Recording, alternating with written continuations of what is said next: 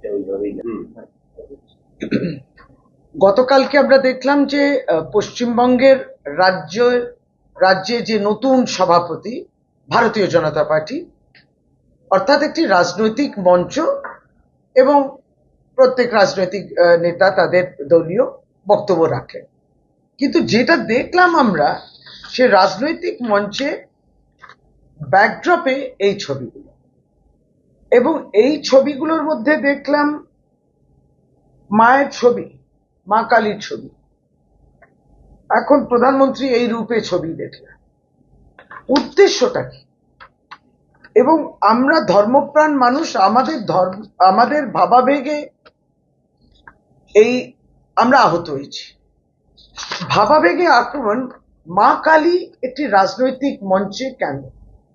এখন দেখুন, দেশের প্রধানমন্ত্রী গত লোকসভাতেও 2024 সালে লোকসভা নির্বাচনের আগে তিনি একটা বক্তব্য রাখতে গিয়ে বললেন যে আমি কিন্তু বায়োলজিক্যাল সন্তান নয়, ভগবান আমায় সরাসরি পাঠিয়েছেন, একটা উদ্দেশ্য নিয়ে পাঠিয়েছেন, সরাসরি ভগবান আমায় পাঠিয়েছেন। উনি বলছেন আমি কনভিন্সড যে আমি বায়োলজিক্যাল সন্তান নয়। এখন দেখুন, এইভাবে একটি রাজনৈতিক মঞ্চে তার এই রূপ।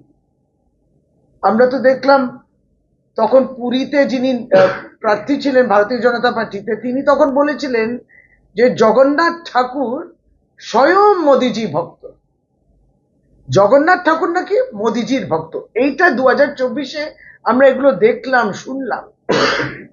কিন্তু তখন ভারতবর্ষের জনতা ভোটের মাধ্যমে তাদেরকে তাদের স্থান দেখিয়ে দিল। আপনি তাদের ব্যবহার করলেন, ভগবানকে ব্যবহার করলেন, ভারতবর্ষের জনতা লোকসভা নির্বাচনে দেখিয়ে দিল। এখন আগামী 2026-এ নির্বাচন, পশ্চিমবাংলায় বিধানসভা নির্বাচন।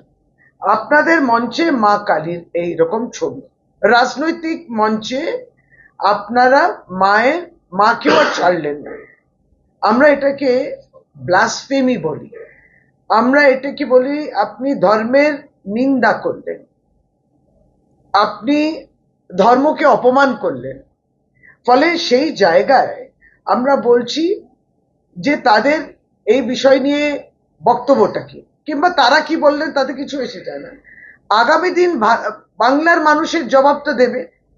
বাংলার মানুষ, আমরা মনে করি, তাদেরকে তাদের স্থান দেখাবেন, কারণ এক একটি নির্বাচন তাদেরকে স্থান দেখিয়ে দিতে হবে। তা বাংলার জনতা এই স্থানটা দেখাবে। আমরা